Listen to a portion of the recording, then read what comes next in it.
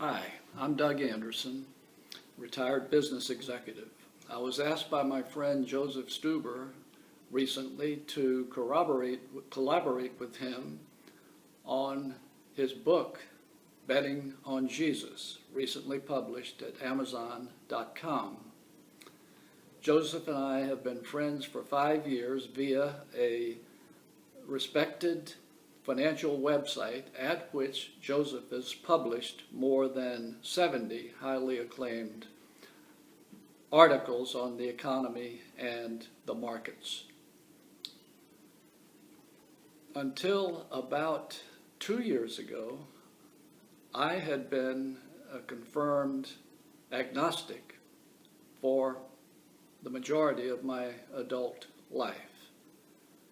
While I was saved and baptized as an early teenager, I soon drifted into agnosticism, in which I remained for most of my adult life. I just could not bring myself to believe anything that wasn't supported by ample empirical evidence. So what began a change in me 2 years ago? Well, first I learned that Joseph was a Christian, is a Christian, has been all his life, and a very strong one. He, like me and like so many others, had also drifted into a secular lifestyle by his late teens. Unlike me, however, Joseph continued studying the Bible. Not at all for the need to strengthen his faith and his Christian beliefs, but rather an intellectual pursuit to strengthen his confidence that the Bible indeed is the Word of God conveyed to man. So what were the other incidents or encounters that Joseph and I had that led further to my taking note of my spirituality? Joseph began asking me questions about my agnosticism, and I began asking him spiritual questions.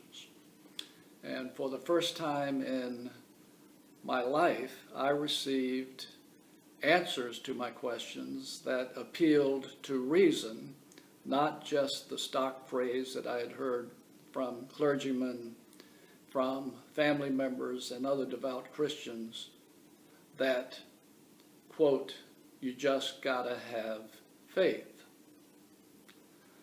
So what were some of the other encounters that Joseph and I had that had a real impact on me? He began by asking the following questions. He said, do you believe that the universe is 14 billion years old?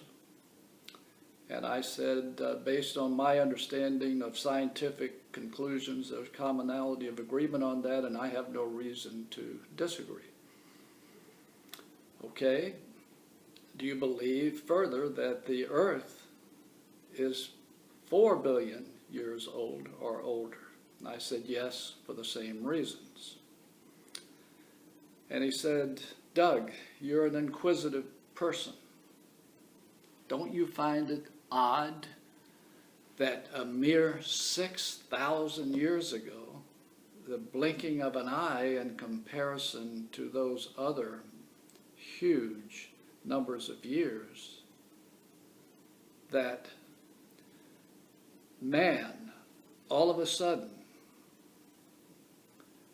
began creating things by thinking them into existence? Communications, language to improve communications, changes in the environment to improve living, and even the beginnings of documenting history via a book called the Bible. Don't you find that odd? I said, yes, I do find that puzzling. Then he got to the critical assertion, pointing out to me that I am a logical person and a person who respects reason. Can't you see, Doug, the very real possibility, if not probability, if not certainty, that God and creation are the answers to those critical questions? And for the first time, I had an aha moment. It was the beginning of a game changer for me. He then turned to another lesson, this one scientifically based, as he had been a student of science for the same 40 years that he had studied the Bible. And two of his favorites were Albert Einstein and Max Planck, both among the greatest physicists that have ever lived.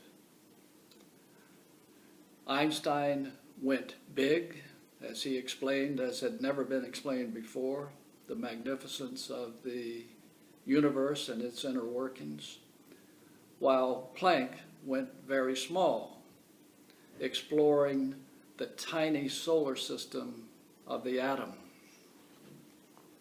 Now, what did these two great scientists say toward the ends of their careers and their lives? They said the following in so many words: science can take us only so far. Beyond that, there has to be an intelligent design and an intelligent designer who created it and holds it together. This was a second aha moment for me. So when Joseph asked me recently to collaborate with him on writing Betting on Jesus, I accepted quickly and enthusiastically. And I have learned much in this short 2+ months that we took to write and publish the book. And I've reached a major conclusion in my life. That is, it's not only the empirical, observable evidence that one has to consider, but one has to consider the mountains of circumstantial evidence, two pieces of which I've just related to you, in order to accept the existence of God and the divinity of Jesus. And I have done that. I encourage you to get the book and read it. And I encourage you to read it thoroughly, and I think it will produce in you some aha moments, as my experience has produced in me.